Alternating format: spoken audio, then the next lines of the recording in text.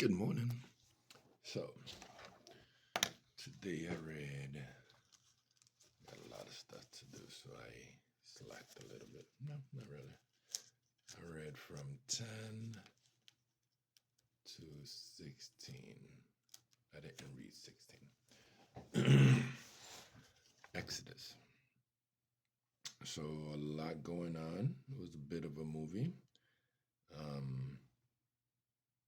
God keeps on hardening Pharaoh's heart, which is unsettling to me.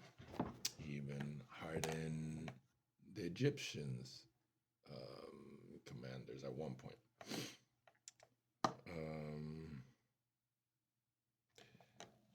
This is where it describes Passover and what it all is, and how it literally means that God is passing over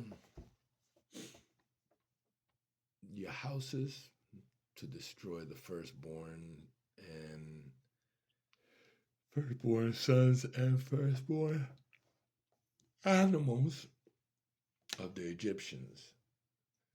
And again, I just don't get it. Take a perfectly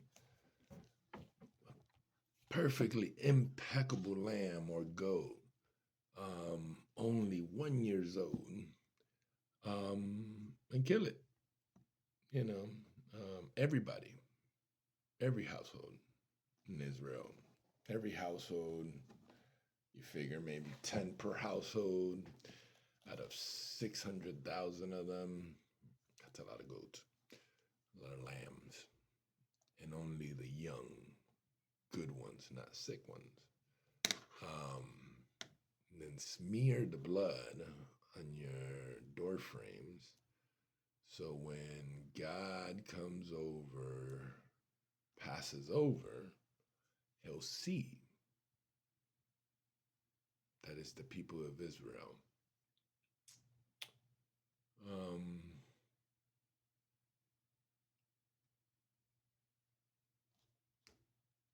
It's just a lot.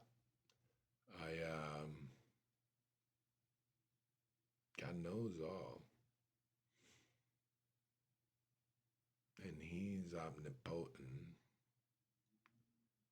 So it's not like Santa Claus going on a sleigh over the top. He doesn't need a sign.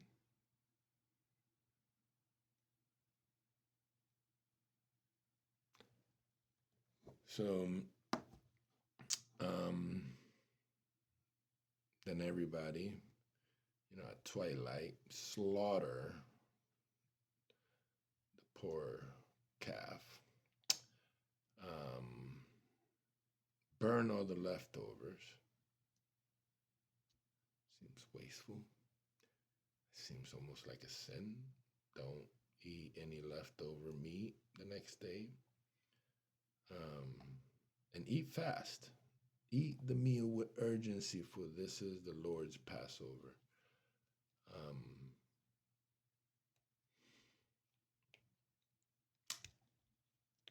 And then he says, I will pass through the land of Egypt, strike down. I will execute judgment against all the gods of Egypt.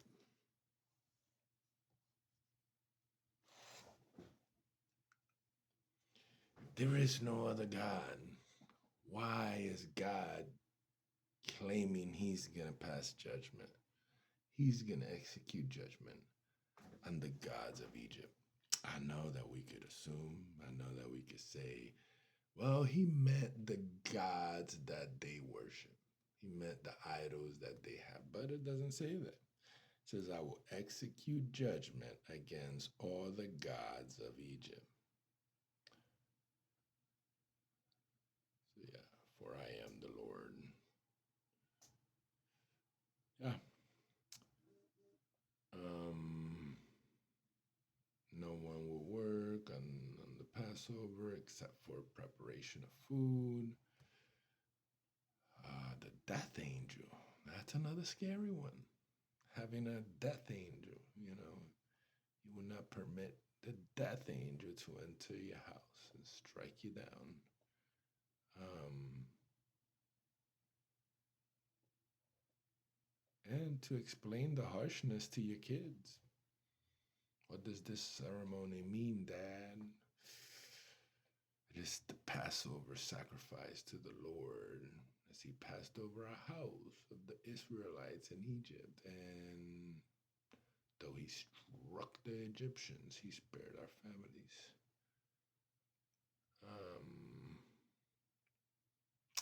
The Lord caused the Egyptians to look favorably upon the Israelites, and they gave the Israelites whatever they asked for. So they stripped the Egyptians of their wealth. Not very righteous, like. It's just very, very dark times, very different times. And I know that it's hard to understand because we don't live in those times. You know, this was over 3,000 years ago. But, you know, again, you know, all this cruelty and this savageness and this bloody mess wasn't really put up like that in church growing up. You know, with the lamb and the the blood in there almost looks like Santeria. You know, what we looked at Santeria is like, man, they're over there sacrificing a goat, you know, and celebrating. Like, what the heck are they doing? Maybe they were just Jewish. Maybe they were just celebrating Passover. No breaking of the bones. Do not carry meat outside. And then from this point on, you must present your firstborn sons and male animals. I don't know what that means. Because present sounds like sacrifice. And I don't know how you buy it back. You know, it says that you can buy back your donkey with a goat or lamb, but then you must break his neck. I mean, I would probably want to have a lamb or a goat better than a donkey if I'm going to eat them. And a donkey is not going to do me any help carrying my stuff if I had to break his neck. But God is allowing us to buy back all our sons. With what? Doesn't say with what. I don't know how we buy back our first sons. I'm glad that we can. And hopefully we ain't gonna break his neck. Maybe that's why mom's always like, yeah, breaking their necks because you know that's part of being a Jewish person. I don't know. Break his neck. I don't get that. And then the ceremony is the brand, is you being branded as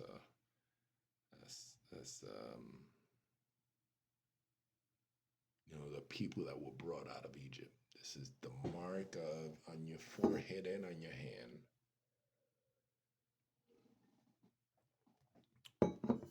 Pillar of clouds and pillar of fire through their journey. I was a little spooky one too. You know, I'm like, was that aliens?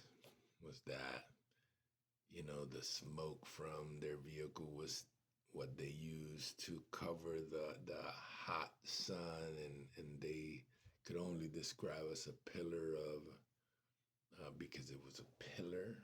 You know, pillar is a foundation. It's what holds a house, being a pillar, or like in Roman, those long pillars, and then a pillar of fire. You know, and maybe that's all the lights on it. Like I don't know. That was just that's the things that make you go, And they were movable pillars because Moses. They followed them throughout their journey.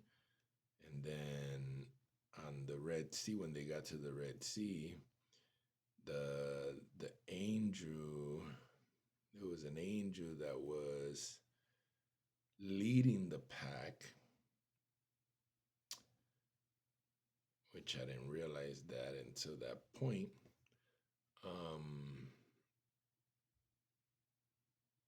And he moved to the back along with the pillar of cloud, and then it became the pillar of fire. So, and again, God hardens Pharaoh's heart just to show that he is the Lord, he is the one. So yeah, the whole thing there was pretty wild. Then the angel of God, who had been leading the people of Israel, moved to the rear of the camp. The pillar of cloud also moved from the front and stood behind them. The cloud settled between the Egyptians and the Israelites like almost a wall of smoke. As darkness fell, the cloud turned to fire. It's just wild. And not one single Egyptian survived. And then they sing about it, you know. Your right hand is so glorious, you smash the enemy. You overthrow those who rise against you. It consumes them like straw.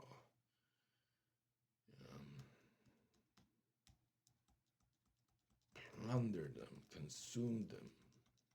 Flash my sword. Powerful hand will destroy them. The sea covers them. They sank like lead.